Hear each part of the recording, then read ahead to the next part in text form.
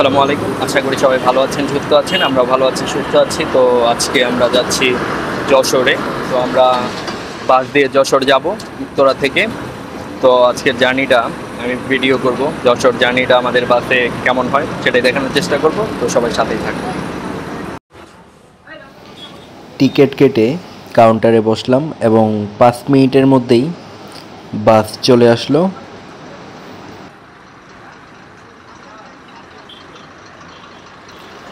বাসে ওঠার পর দেখতে পেলাম বাসটা সম্পূর্ণ খালি, খুব একটা যাত্রী ছিল না বাসে। তো আমরা টিকিট কেটেছিলাম 600 টাকা দিয়ে যশোরের।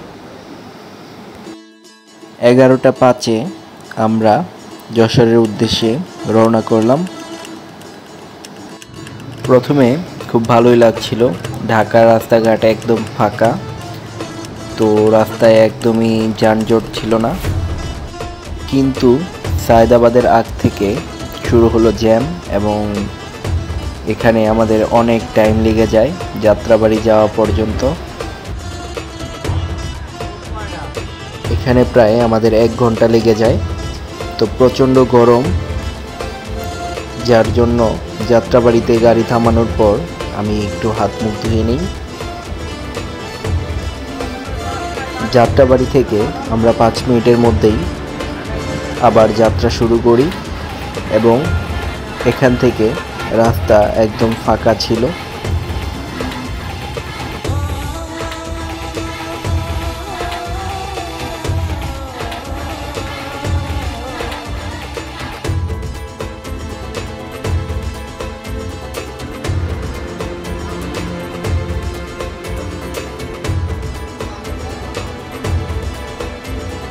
কিছুক্ষণের মধ্যেই আমরা চলে আসি পদ্মা সেতুর টোল প্লাজায়।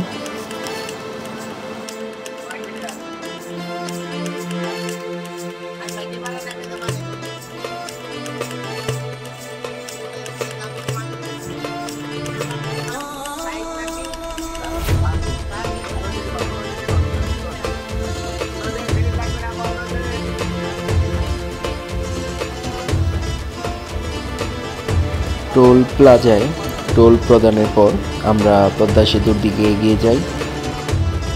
বাংলাদেশের দক্ষিণ পশ্চিমাঞ্চলের জেলাগুলোর সাথে ঢাকাকে সরাসরি সংযুক্ত করেছে পদ্মা সেতু।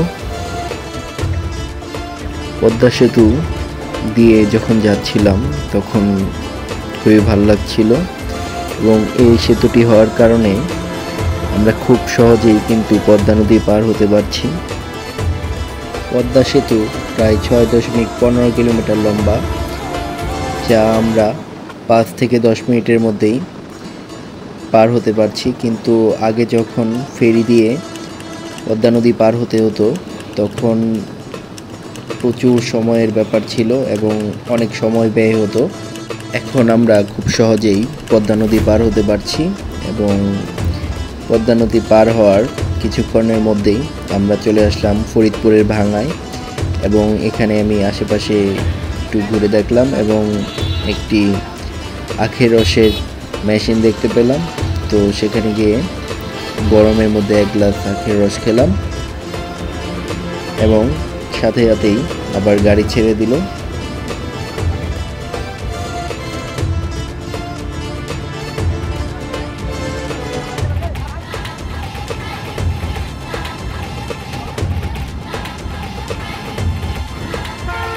ফরিদপুরের পর আমরা চলে আসলাম গোপালগঞ্জ জেলায়, আর এখান থেকেই গোপালগঞ্জ জেলা শুরু। গোপালগঞ্জের কাশিয়ানীতে বাস 15 মিনিটের জন্য যাত্রা বিরতি দিল এবং এখানে আমরা নামলাম এবং নেমে আশেপাশে দেখলাম, কিন্তু প্রচণ্ড রোদের কারণে বেশিক্ষণ বাইরে থাকা হলো না। আমরা কিছু খাবার কিনে এবং পানি কিনে বাসে উঠে পড়লাম। কাশিয়ানী থেকে আমরা যাত্রা শুরু করলাম এবং এই রোডটা আমার কাছে খুবই ভালো লাগছিল এবং রোডের পাশে ভিউটা ছিল অনেক সুন্দর, ফসলের ক্ষেত বিস্তীর্ণ এলাকা জুড়ে এবং রোডটাও ছিল প্রচণ্ড সুন্দর।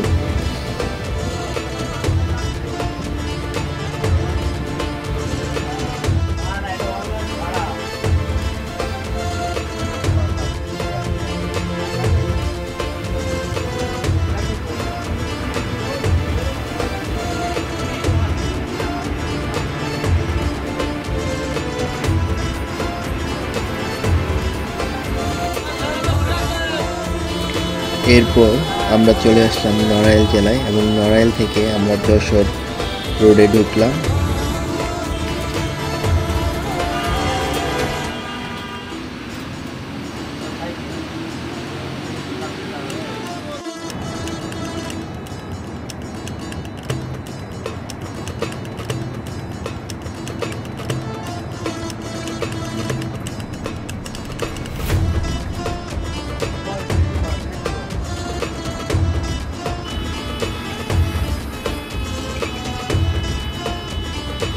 নড়াইল থেকে 1 ঘন্টার মধ্যে যশোর এসে পৌঁছালাম।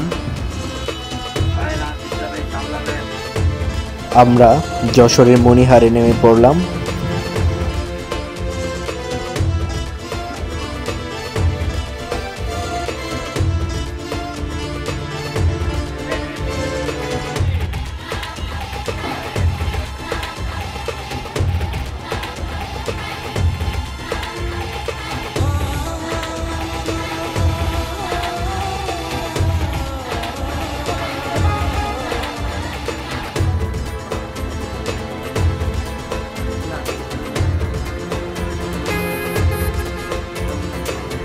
যশোর এসে পৌঁছালাম, উত্তরা থেকে যশোর।